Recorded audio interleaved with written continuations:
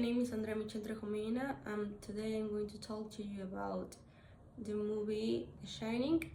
So first of all, I want to say that I got flu, so my voice sounds weird, and I look weird.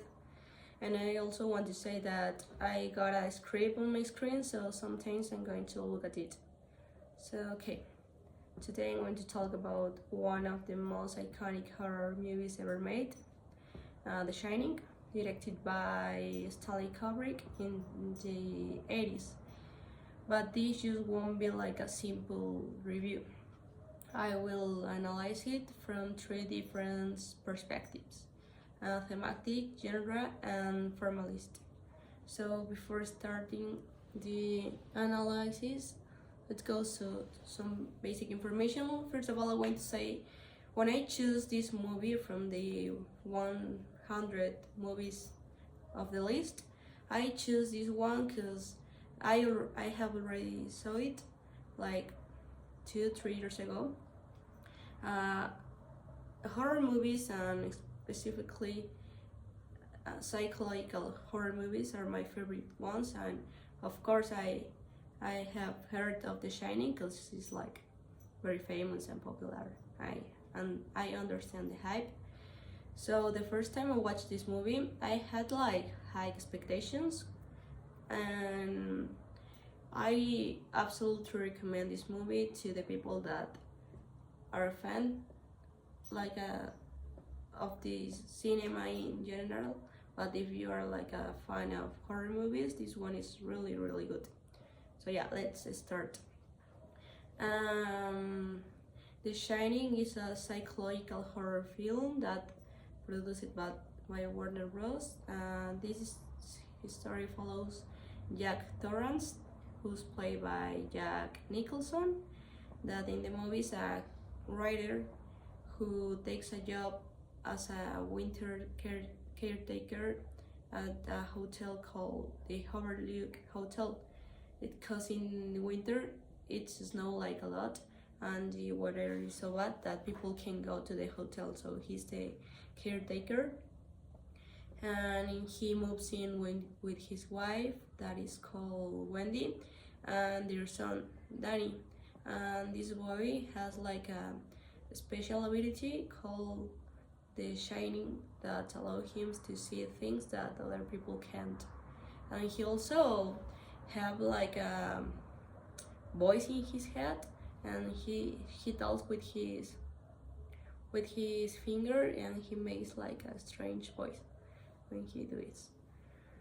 So okay, so as the winter progresses, Jack starts to lose his mind, influenced by this strange energy of the hotel, until he becomes completely violent.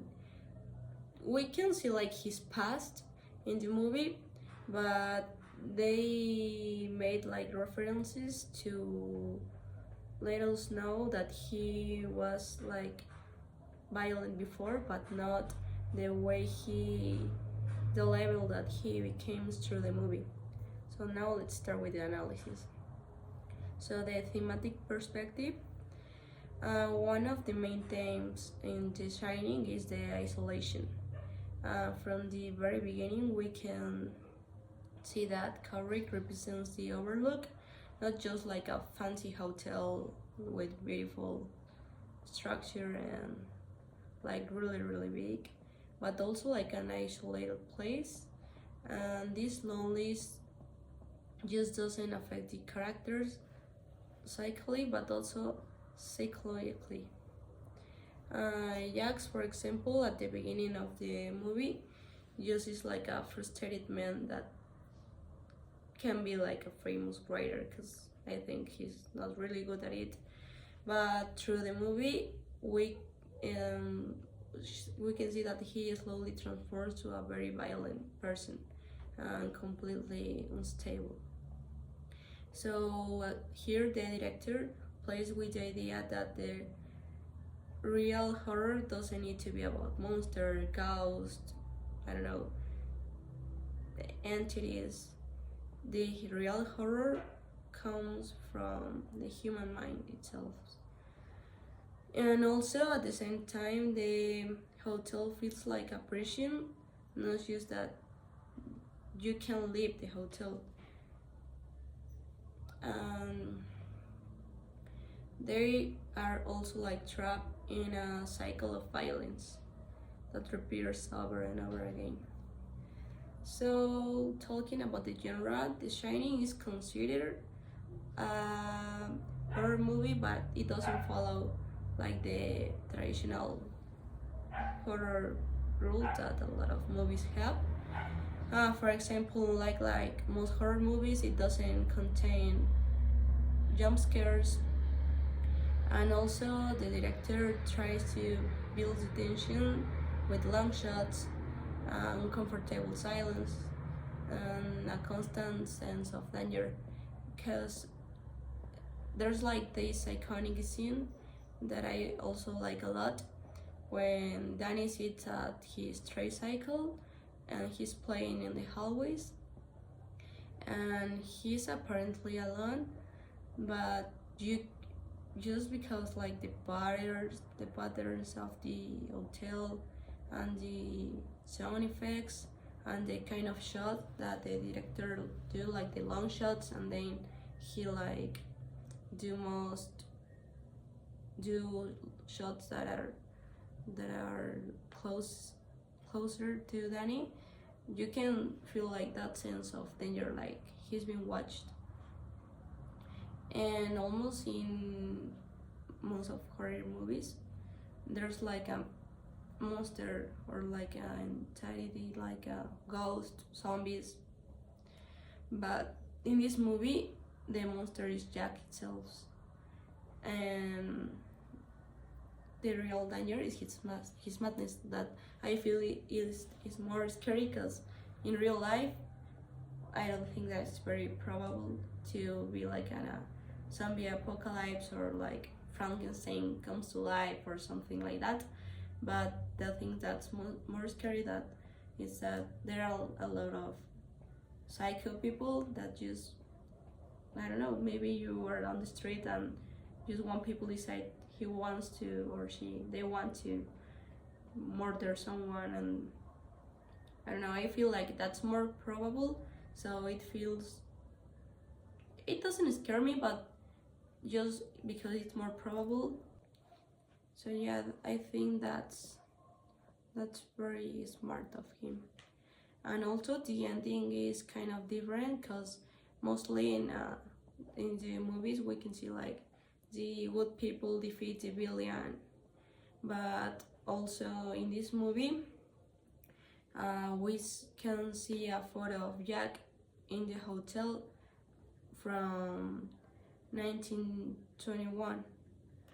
So there's like a lot of questions that does Jack was meant to be part of the hotel. There's like a endless cycle. I don't know, we don't know the answer of these questions, so this makes the film even more disturbing.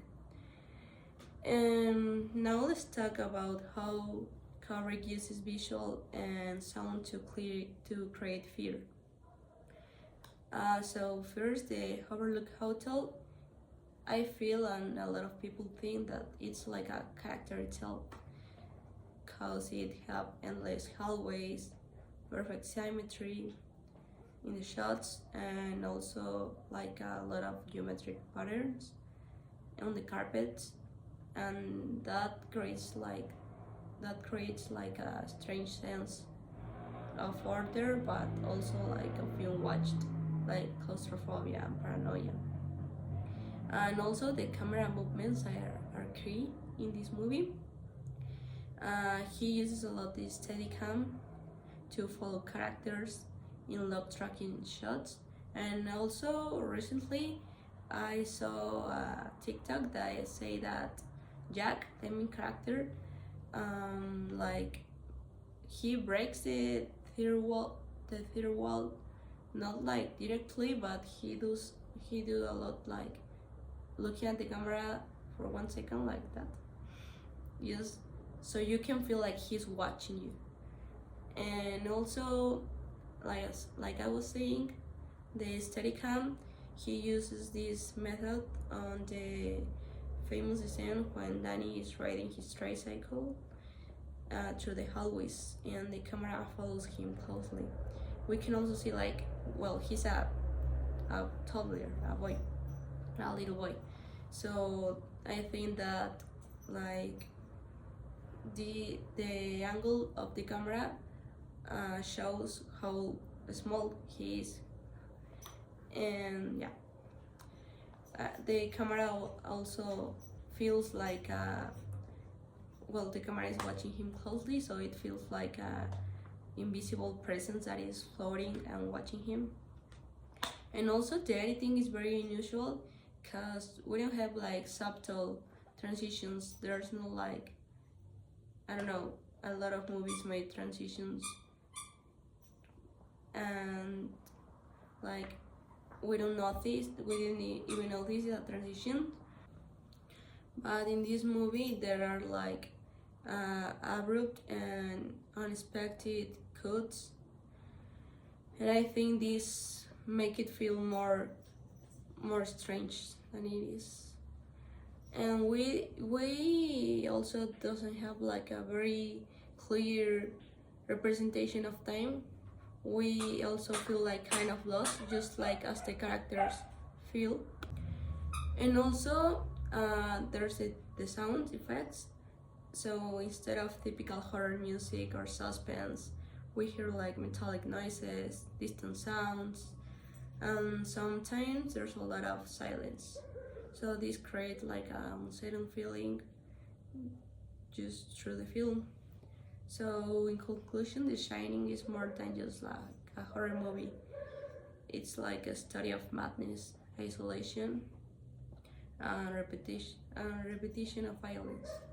And also I think it's like a really important movie because Kubrick transforms like the stereotype of the horror movies, that you don't have to use ghosts, zombies, monsters, entities, and he moves away from the traditional scares and instead he uses visual sounds, the space, the background, the composition to immerse us and create like experience.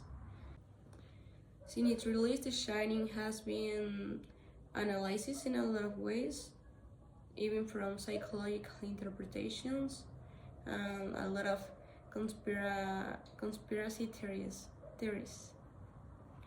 And it had a lot of impact on horror movies and cinema, proving that real terror, as I said, it doesn't have to do always with monsters that are like supernatural creatures, but from the human mind and the spaces.